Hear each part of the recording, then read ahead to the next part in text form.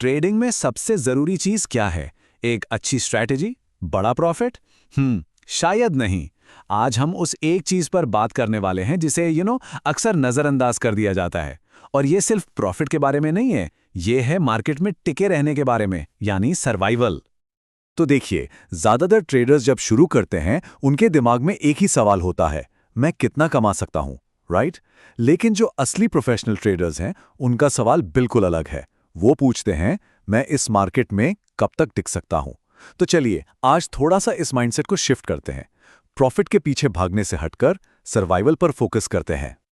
इसको ऐसे समझते हैं, मान लीजिए मार्केट एक बहुत बड़ा रेगिस्तान है और जो आपका कैपिटल है, आपका पैसा, वो आपके पास मौजूद पानी है। अब अगर रेगिस्तान पार करना है तो पानी को बूंद बूंद करके समझदारी से इस्तेमाल करना होगा, है ना? वरना मंजिल तक पहुंचना नामुमकिन है। बस यही सिंपल सा लॉजिक ट्रेडिंग में भी लगता है। तो ये कैपिटल मैनेजमेंट आखिर है क्या चीज? देखिए, ये कोई रॉकेट साइंस बिल्कुल नहीं है। सिंपल शब्दों में ये अपने पैसों को मैनेज करने का एक सिस्टम है। एक ऐसा सिस्टम जो बस इतना सुनिश्चित करता है कि ट्रेडर मार्केट में बना रहे, चाहे कुछ भी हो जाए। एक बात हमेशा याद रखिए, प्रॉफिट सेकेंडरी है, पहले सर्वाइवल फिर प्रॉफिट। अच्छा, तो आगे बढ़ने से पहले सबसे पहले उन आम गलतफहमियों को आइए दूर करते हैं जो इस कॉन्सेप्ट को लेकर लोगों के मन में रहती हैं, खासकर नए ट्रेडर्स के। अक्सर लोगों को लगता है कि कैपिटल मैनेजमेंट का मतलब है कि या तो आपके पास बहुत सारा पैसा हो या फिर आप बिल्कुल छोटी छोटी पोजीशंस लें। पर सच तो यह है कि इसका इससे कोई लेना देना नहीं है। असलियत यह है कि ये नियमों का एक सिस्टम है। ये इस बात को समझना है कि भाई कब रुकना है। इससे फर्क नहीं पड़ता कि कैपिटल कितना बड़ा या छोटा है। तो असल में कैपिटल मैनेजमेंट बस इन 3 सवालों के जवाब ढूंढना है। पहला, रिस्क कितना लेना है। दूसरा, वो रिस्क कब लेना है। और तीसरा और सबसे जरूरी, ट्रेडिंग बंद कब करनी है।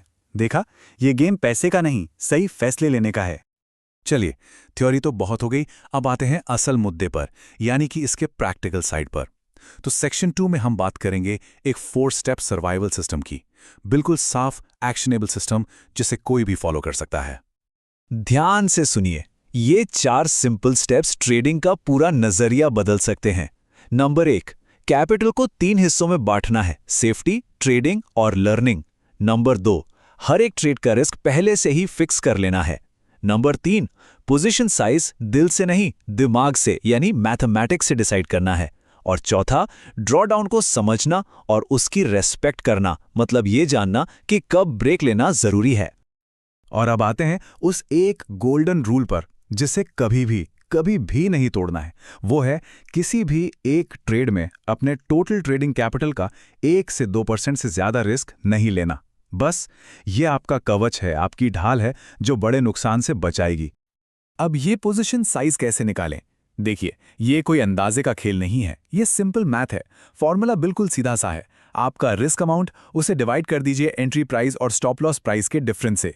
इससे क्या होता है? इससे ये तय होता है कि नुकसान कितना सह सकते हैं, ना कि ये कि मुनाफा कितना चाहिए। अच्छा, अब एक और इंपॉर्टेंट टर्म समझते हैं, ड्रॉडाउन। बिल्कुल आसान भाषा में ड्रॉडाउन का मतलब है आपके कैपिटल में उसके पीक से आई हुई गिरावट।